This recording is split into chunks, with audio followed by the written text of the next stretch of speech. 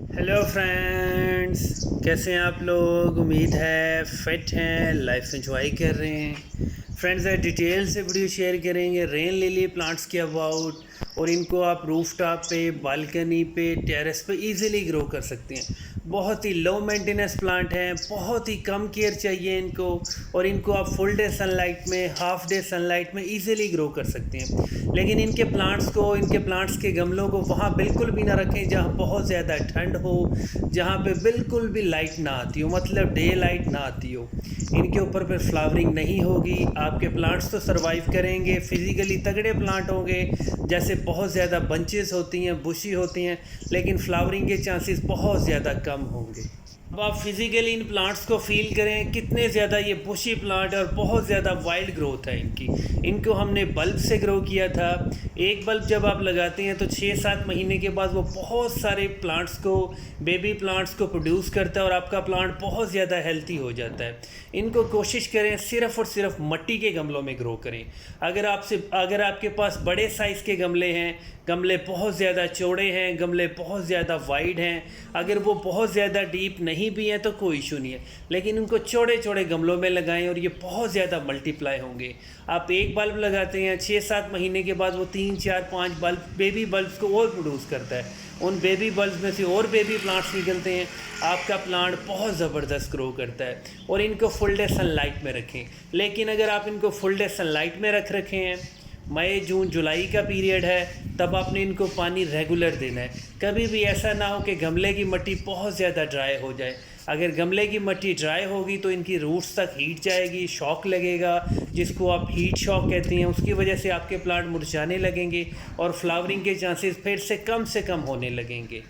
अब ये एक बड़े साइज़ का मिट्टी का प्याला है। इस तरह के प्याले बहुत आइडियल होते हैं आपके ट्यूब से, आपके बल्ब से ग्रो हुए प्लांट्स के लिए। ये सारे के सारे बेबी प्लांट्स हैं जिनको हमने 6 मंथ्स पहले सीड से ग्रो किया था। जब आपके फ्लावरिंग आती हैं, उसके साथ ही एक स्टिक सी निकलती है, उसके ऊपर इसके सीड पॉड्स भी होते हैं, और इसके सीड्स बिल्कुल ब्लैक कलर के होते हैं, बिल्कुल टिश्यू पेपर की तरह होते हैं, लेकिन वो बहुत ईजी टू जर्मिनेट होते हैं। सादा सी मिट्टी में अगर आप उनको ग्रो करें, थोड़ा सा कोकोपीट से कवर कर दें, तो आपके सीड सारे जर्मिनेट हो जाते हैं। और जो सबसे इंटरेस्टिंग चीज़ है, जब इसका सीड जर्मिनेट होता है, एग्जैक्ट 2 महीने के बाद, 4 महीने के बाद उसके नीचे एक छोटा सा बेबी बल्ब बन जाता है। वो बेबी बल्ब आहिस्ता आहिस्ता फिर बड़ा होता है और बेबी बल्ब्स को प्रोड्यूस करता है, और आपका गमला, आपका प्लांट फिर से बहुत ज़्यादा बुशी होने लगता है। मतलब अब एक प्लांट ग्रो करते हैं, ये बहुत सारे काके बच्चे बहुत सारे दे देता है, और आपको बहुत सारे फ्री में प्लांट्स मिल जाते हैं। अब एक ये बहुत बड़ी मिसअंडरस्टैंडिंग है क्या कि रेन लिली के ऊपर सिर्फ तब फ्लावरिंग होती है जब बारिशें होती हैं। ऐसा कभी नहीं होता। इसके ऊपर ऑफ सीज़न में भी बहुत ज़्यादा फ्लावरिंग होती है। आजकल बारिशें हो रही हैं, लेकिन इसके ऊपर सिर्फ 1 या 2 फ्लावर्स हैं। लेकिन आज से 2 महीने पहले बिल्कुल भी कोई बारिश का चांस नहीं था, बिल्कुल ड्राई वेदर था, लेकिन इसके ऊपर बहुत ज़्यादा फ्लावरिंग हो रही थी। एक एक प्लांट से 4-4, 6-6 फ्लावर्स प्रोड्यूस हुए थे, और साथ ही इसके सीड पॉट्स से।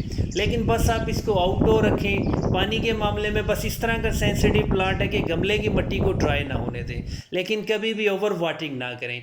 बस इतना पानी दें, चाहे डेली पानी दें, चाहे दिन में 2 बार पानी दें, लेकिन गमले की मिट्टी को थोड़ा सा मॉइस्ट, थोड़ा सा ड्राई रखें। आपके प्लांट्स 100% सर्वाइव करेंगे।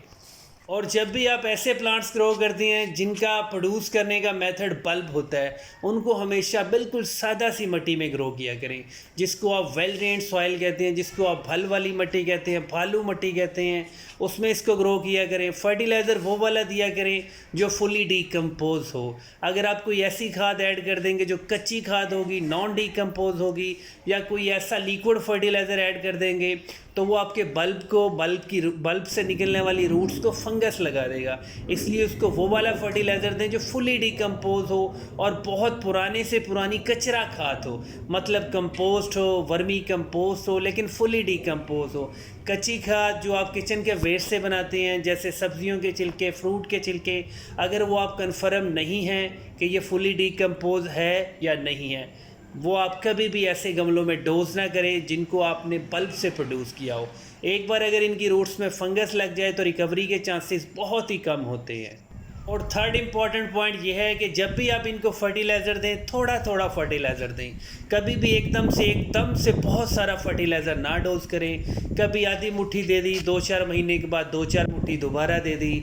लेकिन जब भी पानी देना है, फर्टिलाइज़र आप पहले दें, फिर पानी फ्लड करें। आहिस्ता आहिस्ता पानी भी अब्जॉर्ब होगा, जो आपने फर्टिलाइज़र दिया है उसके न्यूट्रिएंट्स, उसकी पावर भी गमले में आहिस्ता आहिस्ता से अब्जॉर्ब होगी और आपके प्लांट्स एकदम से हेल्दी होंगे, फिज़िकली आपको तगड़े भी फील होंगे। और बहुत सारे लोग कमेंट्स करते हैं कि हमारे प्लांट्स की ग्रोथ एकदम से रुक गई है। इसकी बहुत सारी रीज़न हो सकती हैं। एक तो अगर आपने बहुत ही मीडियम साइज़ का गमला यूज़ किया है, छोटे साइज़ का गमला यूज़ किया है, तो उसकी भी ये रीज़न हो सकती है कि रूट्स बहुत ज़्यादा डेवलप हो गई हैं, नीचे बहुत सारे बेबी बल्ब्स बन गए हैं, मिट्टी कम हो जाती है, इसलिए आप फिर उसको बड़े गमले में शिफ्ट कर दें। बड़े साइज़ का गमला हो, चौड़ा गमला हो, कोशिश करें एक ही बार बड़ा गमला यूज़ करें, ढेर सारे उसके अंदर प्लांट्स लगा दें। अगर फिर भी गमला फुल हो जाए तो इसको ज़मीन में शिफ्ट कर दें। ये कुछ ऐसे प्लांट्स होते हैं, फिज़िकली अगर आपको लगे कि ये बिल्कुल मरमुक गए हैं, बिल्कुल ड्राई हो गए हैं, लेकिन इनकी रूट्स, इनके बल्ब्स कभी भी ख़राब नहीं होते। जैसे ही थोड़ी सी ठंडक आती है, जैसे इनका मौसम आता है, ये दोबारा रीग्रो होते हैं और बल्ब्स दोबारा रूट्स प्रोड्यूस करते हैं और न्यू शूटिंग होती है और दोबारा बहुत सी फ्लावरिंग हो जाती है। ये वाले जो हमारे प्लांट्स हैं, ये ग्लैडियस के हैं, जिसको आप ग्लैड कहते हैं। इसके बड़े साइज़ के बल्ब होते हैं। जब भी आप इनके बल्ब बाय करते हैं, चाहे रेन लिली का हो, चाहे ग्लैड का हो, चाहे ट्यूब रोज़ का हो, आप कोशिश किया करें बड़े साइज़ के बल्ब हो, नेचुरल ड्राई होने चाहिए। ऐसा ना हो कि बिल्कुल ताज़ा ज़मीन से बल्ब लगा निकाले हों और वो आप किसी से परचेज़ करें और वो जल्दी से मिट्टी में लगा लें, उनको फिर फंगस लग जाता है। नेचुरल ड्राई होने चाहिए, धूप में कभी भी ड्राई नहीं होता। बड़े साइज़ का बल्ब लें, अच्छी क्वालिटी का लें और मिट्टी के गमलों में लगाएं। और जब आप इनके बल्ब्स को लगाते हैं, साथ ही थोड़ा सा फर्टिलाइज़र दे दिया करें। मेरा एक्सपीरियंस यही है कि मैं जितने भी फ्लावरिंग प्लांट्स होते हैं उनको हमेशा इनऑर्गेनिक फर्टिलाइज़र देता हूँ, क्योंकि ना तो हमें इनसे कोई ऐसी प्रोडक्ट मिलती है जिसको हम किचन में यूज़ कर सकें, जिनको हम खा पी सकें। तो ये आपके ऑर्गेनिक फर्टिलाइज़र रिक्वायर नहीं होते। इनको 2-4 दाने यूरिया के, 2-4 दाने DAP के, थोड़ा सा NPK का फर्टिलाइज़र इनके लीव्स के ऊपर स्प्रे कर दें, आपके प्लांट 100% फिट रहेंगे। अब ये जो प्लांट आपको नज़र आ रही है, ये सबसे क्यूट हैं और इनके जो बल्ब होते हैं वो सबसे सस्ते होते हैं। ये हमारे ट्यूब रोज़ हैं, जो आपको फ्लावर्स की शॉप मिलती हैं, जहाँ पे आपको बुकेट वगैरह मिलते हैं, शादी के लिए कहीं आप किसी को गिफ्ट करना चाह रहे हैं, तो सबसे ज़्यादा इस प्लांट की डिमांड है। इसको ग्रो करना सबसे आसान है, लेकिन इसका लाइफ साइकिल बहुत कम है। आप इसको 2-4 बार ग्रो करते हैं, 2-4 बार फ्लावरिंग होती है, तो ऊपर से आपके ये प्लांट्स ड्राई होने लगते हैं। इसलिए आपको इसको थोड़ा सा ठंडी मीठी जगह पे रखना पड़ता है। ये फुल डे सनलाइट का प्लांट नहीं है। लेकिन जो आपका रेन लिली है, उसको आप मई, जून, जुलाई, अगस्त, जितनी भी गर्मी हो, जितनी भी हबस हो, ये फुल डे सनलाइट में ईजिली ग्रो कर सकता है, लेकिन प्रॉपर वाटरिंग के साथ। और अगर प्राइस की बात की जाए तो रेन लिली का एक अच्छी क्वालिटी का बल्ब, बड़े साइज़ का बल्ब आपको मैक्सिमम 10 to 15 रुपीज़ का मिल जाता है। आप ज़्यादा से ज़्यादा बल्ब ग्रो करें, ज़्यादा से ज़्यादा चांसेस होती हैं कि फ्लावर्स हों। और जो सबसे इसके सस्ते कलर्स होते हैं वो येलो, पेपर वाइट या थोड़े से पिंक होते हैं। आजकल इसमें बहुत सारे हाइब्रिड बल्ब भी हैं जो आपके हाइब्रिड फ्लावर्स को प्रोड्यूस करते हैं। उसके अंदर रेड है, उसके अंदर बहुत सारे पिंक्स का कंट्रास्ट है। वो थोड़े एक्सपेंसिव होते हैं, लेकिन इतने एक्सपेंसिव नहीं होते कि वो 200-300 का बल्ब हो जाए। वो मैक्सिमम 40-50 रुपीज़ का होता है। इसको आप हमेशा फरवरी, मार्च, अप्रैल, मई, जून कभी भी ग्रो कर सकती हैं। और जब भी आप इसके फ्रेश बल्ब ग्रो करते हैं, मतलब बाय करके ग्रो करते हैं, ग्रो करने से लेके स्प्राउटिंग तक आप इसको ठंडी जगह पे रख लें। उससे ज़्यादा ये चांसेस होते हैं कि जल्दी से जल्दी आपके प्लांट्स हेल्दी होते हैं। और फिर जब आपको फील हो कि प्लांट्स मैच्योर हो गए हैं, इनको आप फुल डे सनलाइट में शिफ्ट कर सकते हैं। अब ये वाले जो फ्लावर्स नज़र आ रहे हैं, ये बहुत ही क्यूट हैं।